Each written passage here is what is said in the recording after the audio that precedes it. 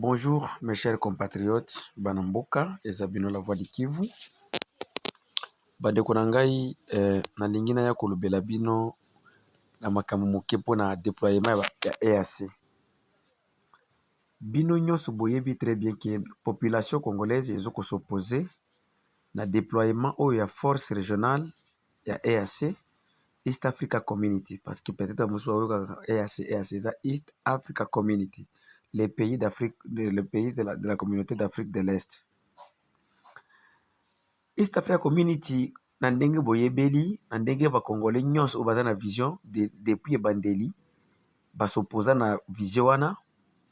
Lelo oyo le 17 mars nalandi son excellence la présidente de la République unie de Tanzanie Mama Samia Suluhu Hassan alobaki likambo moko boye na Swahili na RFI Swahili. Elle était claire. Azalaki vraiment clair comme likayabu. Polele. Azalaki polele neti likayabu. Alobi bien que non, ba force nyonso ekotinda mana Congo ezokende kobunda te. Bazokende kosala réconciliation pour gouvernement congolais na soi-disant ye alobi ba rebelles. Moi je ne les appelle jamais des rebelles. Je les appelle des agresseurs. Hein? Donc, et les agresseurs de M23 bayokana. Tango bakoyokana nde bakotala siko processus nini bakokende nango pona koluka kimia. C'est ce que maman la présidente Mheshimiwa Suluhu Hassan alobaki lelo. Alors na ba propos wana nga na fandi na se. Na leki na balabala nazotuna bato ebele ba question de curiosité sans toutefois koyeba ke la voix de qui vazo kotambola. Na tuni ba vie ebele vie bolandaki yango nini. Beaucoup de gens ils sont déçus. Ils sont déçus même na entrée ya ba militaires angolais. Beaucoup de gens disent que non, ils n'espèrent plus même à l'entrée des Angolais sur le sol congolais. Parce que eye komona na ke gouvernement congolais ezo sala makambo o ezo ko maîtriser te. Surtout ministère des Affaires étrangères et la présidence de la République. Il paraît il y a des amateurs comme moi qui travaillent là-bas.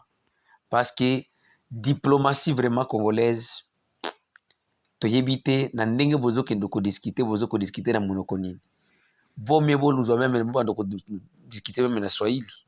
Ceux qui bozo kendo na ba anglais na ba écouteur bangozo ba na anglais bino na ba écouteur wana na ba botie ke bo régler na français na moni que peut-être ba écouteur les autres traduire mabe. Parce que le président de la République a ebisaka biso que non les Kenya bazo ya bakokotela par Bunagana. Le ministre a ebisaka biso que non bazo ya ministre Muyaya. O poto démanteler bango to kobeta bango. Mais lelo maman Samia Suluhu alobi makambo ke non ba yako bunda te. Et puis lelo parlement parlement angolais et adopté que autre 500 militaires baya. Et puis basé la mission à observer. Alors, la mission d'observation, là, je pense qu'on avait déjà la MONUSCO ici au pays qui faisait l'observation. Aujourd'hui, on augmente encore d'autres forces. Alors, je ne vois pas, il y a d'autres Congolais peut-être, ou comme autrement, mais nous, et il y a nous avons la mauvaise chance ici au Kivu, c'est nous n'avons pas des élus. On avait un élu auparavant qui s'appelait Mwendo Zangi, mais pour le moment, lui aussi, il a déjà vendu sa conscience. Donc, pour le moment, lui aussi, il est prêt de vendre la République à cause des petites miettes. Parce que le problème est que nous n'avons pas des hommes d'État dans ce pays. Nous n'avons pas des hommes qui sont capables. Hein? Bon, dans ce pays, il y a des hommes d'État, mais ils n'ont pas la légitimité, ils n'ont pas quelque part là-bas.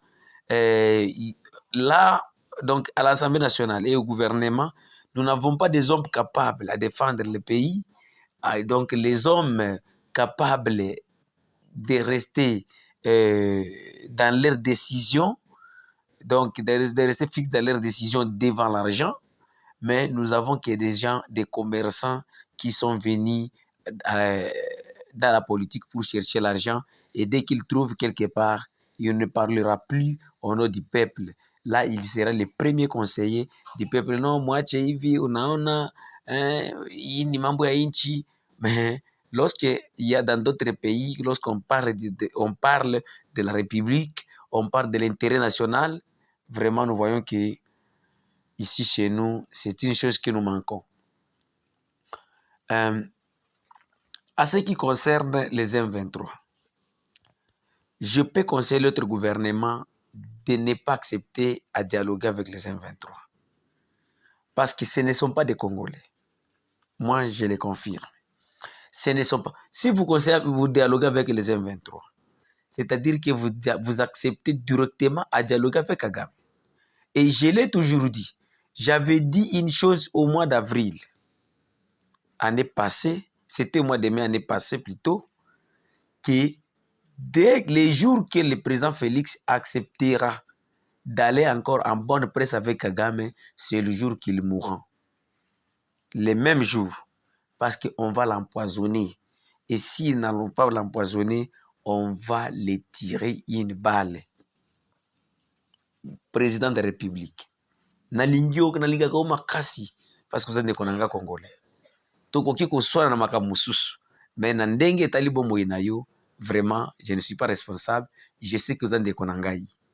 Mais yeba ke tikala na position oya koboya Kagame. Jour kaka oko changer position na yo. Félix Tshisekedi Tshilombo ke okomi to solana Kagame. Nde jour okukufa na ba oyo bazokosa yo ba conseiller na yo wana bango bakokende kosala makambo mosusu bato oyo bakozanga yo mingi eza bana na yo.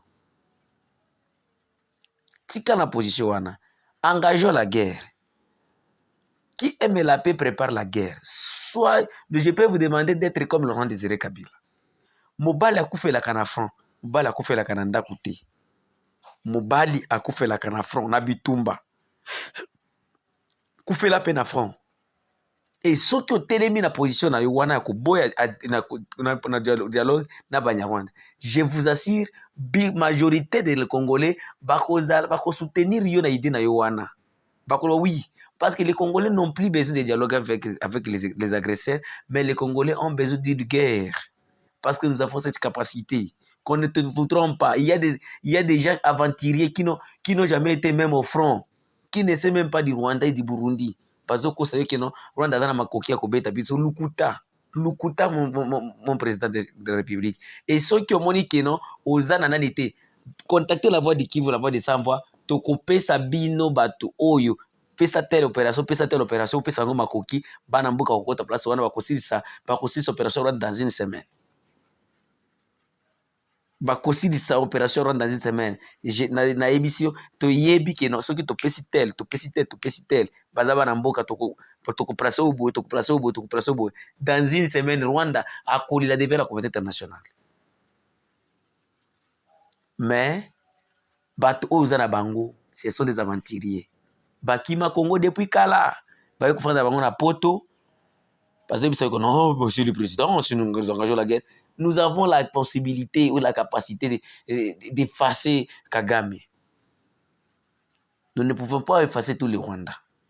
Parce que Bazaba a tourné Tibiso. Mais nous pouvons effacer Kagame et son régime. Donc c'est comme ça, mes chers compatriotes. Mama Soulou Hassan Alobi, Bazoya ko bundate, Bazoya nde ko sala que gouvernement congolais na M23 bayokana. J'appelle la société civile de toute la République démocratique du Congo, Totelima. Vous, la société, le groupe de société civile d'autres provinces, botika kobanda kufanda kimi bandeko toka ngama boko boye. Tozala ini ide moko poko mwana nde tokokende liboso. Merci mingi. Ezali la voix de Kivu, numéro de téléphone, ezali plus 43 85 88 08 330. Email à la voix de Kivu 45@gmail.com. Merci.